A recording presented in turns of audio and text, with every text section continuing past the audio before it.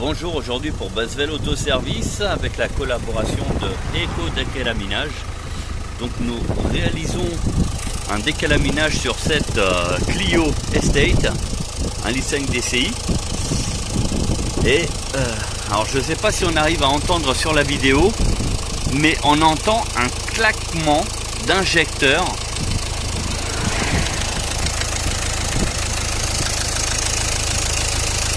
Voilà.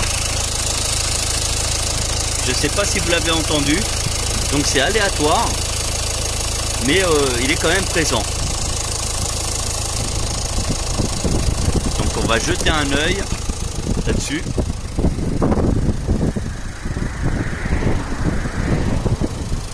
On va brancher la balise diagnostique et voir si effectivement il y aurait un défaut au niveau des injecteurs, au niveau tout simplement de la pompe aussi, hein, parce que il y a eu quelques modèles qui ont eu un problème de pompe à injection. Donc comme d'habitude, on fait rentrer le produit par l'admission qui va nettoyer l'ensemble du moteur.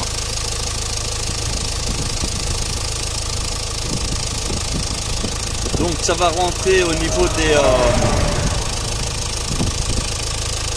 des pistons dans chaque chambre de combustion.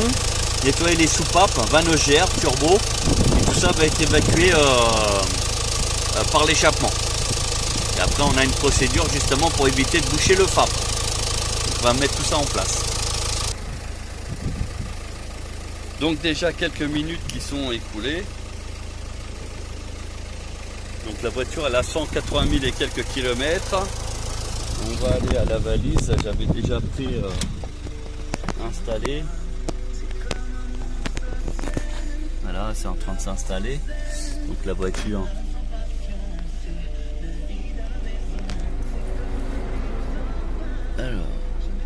voilà, donc elle a 186 000 km, enfin 187 même.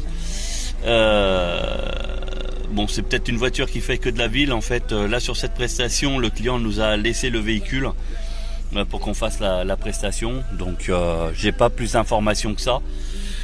Et là on va passer donc la valise diagnostique. Alors pendant que ça cherche sur l'ordinateur, vous voyez bien que le véhicule n'a aucun voyant moteur, donc pas de voyant, rien.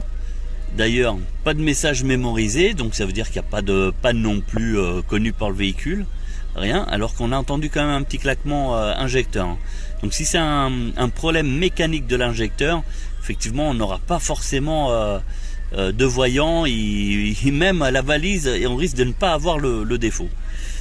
Voilà, donc la révision dans 11 000 km, donc on est dans les temps, hein. Donc ça c'est les moyennes. Voilà, et on revient normalement au kilométrage. Voilà, donc 186 000, enfin presque 187. Ah oui, donc là la valise. Alors je vous explique vite fait. Alors la mise à jour. Waouh, il y a énormément de rouge. C'est waouh, c'est impressionnant. En fait il n'y a que deux trucs verts. Alors ici on a la batterie qui fonctionne. On a bien 14 volts 63, donc ça fonctionne, il n'y a pas de souci. Alors pourquoi excusez-moi, je suis avec le téléphone et a priori il a du mal à faire.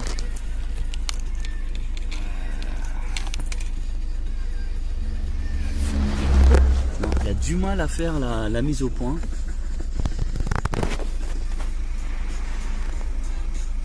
Non, je n'arrive pas. Bon bah j'arrive pas à faire la mise au point sur l'écran. En tout cas il y a pas mal de rouge, hein, comme vous pouvez voir. Donc on imprime toujours le rapport au client, il n'y a pas de souci. Et puis on va voir avec lui pour les solutions. En tout cas voilà, donc après le traitement, il est possible que la majorité des voyants, enfin de ce qui est rouge, passe au vert, hein. Ça arrive souvent, surtout ici au niveau moteur, hein. Enfin, c'est ce qui se présente ici. En tout cas la majorité du cas passe au vert.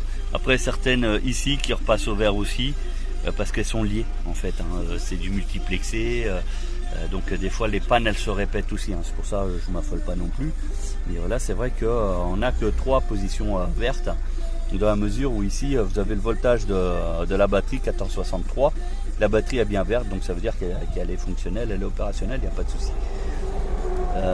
Après on a le système de freinage en fait qui est bon, et puis les airbags.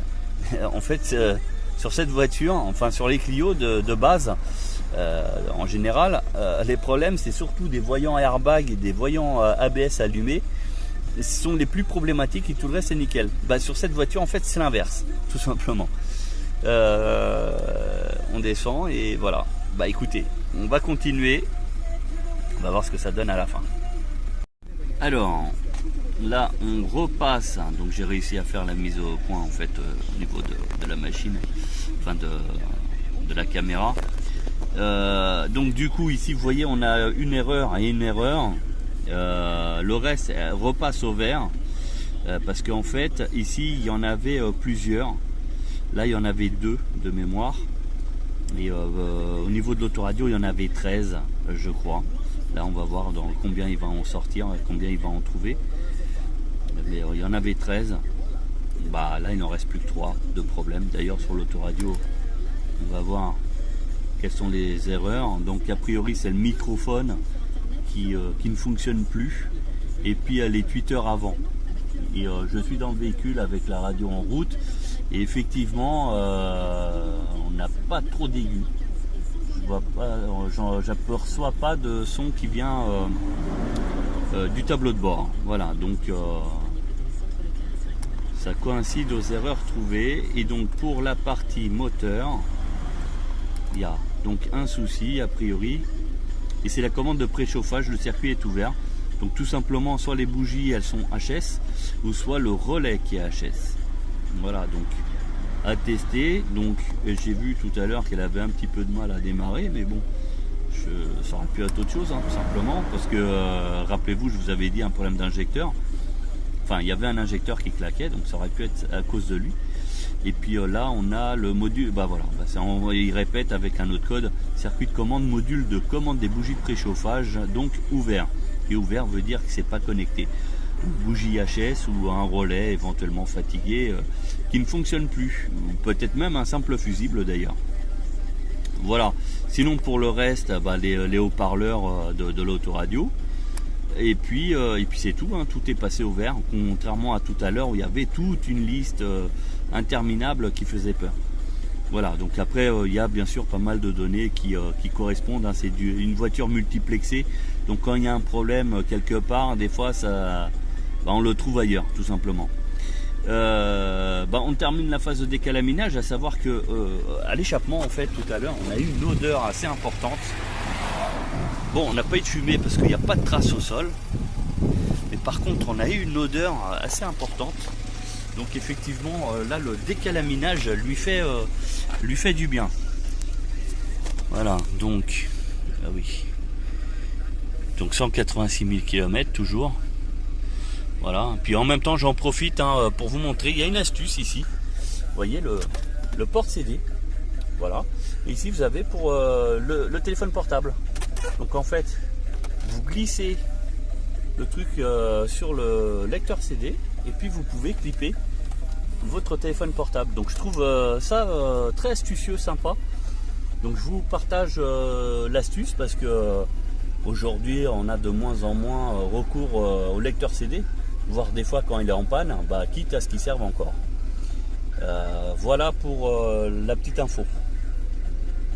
Bon, et nous on va continuer, mais a priori voilà, ça fait son bonhomme de chemin, ça a l'air de fonctionner. Donc on va terminer, on va bien sûr imprimer le rapport pour le client, de manière à ce qu'il puisse avoir toutes les informations, et il pourra aller voir son garagiste préféré sans aucun problème. Voilà, et puis vous voyez bien, on est le 11 mars 2020, 15h57. Voilà, et puis là vous avez tout le rapport. Donc le tweeter, les tweeters et puis le micro, donc il répète, et puis tout le reste est bon. Voilà, donc on imprime, il n'y a pas de souci. Donc là on met l'immatriculation, en général je la marque pas. Hein. Et on a, là je marque par contre le kilométrage. Parce que s'ils veulent faire un autre passage valise ailleurs, eh ben, qu'ils puissent quand même avoir une base, parce que s'ils y vont dans 10 000 km, il est possible qu'il y ait d'autres voyants qui viennent s'ajouter. Alors, lesquels? L'immatriculation, il veut quelque chose. Bon, bah, je vais mettre ça et le châssis.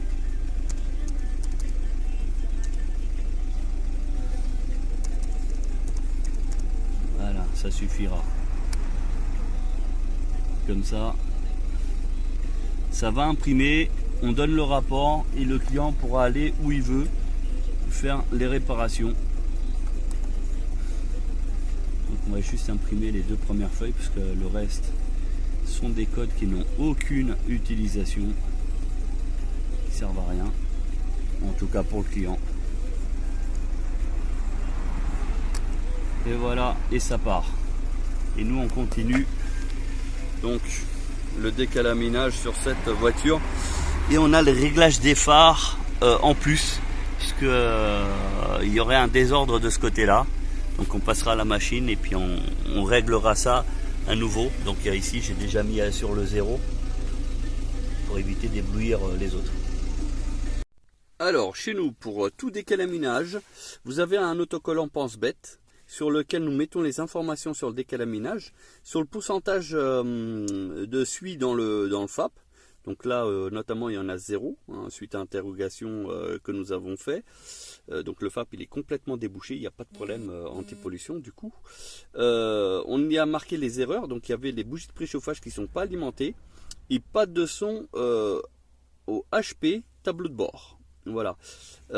Dessus, on marque la prochaine révision à faire sur le véhicule. Elle a 186 000 et dans 11 000 km il y aura donc la révision de la voiture à prévoir. Donc on le met en pense-bête tout simplement, hein, parce que en fait on va coller ça au niveau du pare-brise intérieur. D'ailleurs on va continuer la vidéo, là je vais le coller. Donc vue de l'intérieur sur le coin en haut du pare-brise, voilà.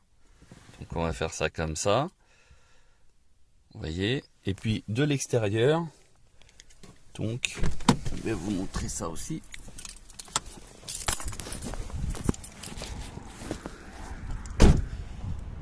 Voilà, comme ça en cas de besoin, vous avez nos coordonnées qui sont dessus.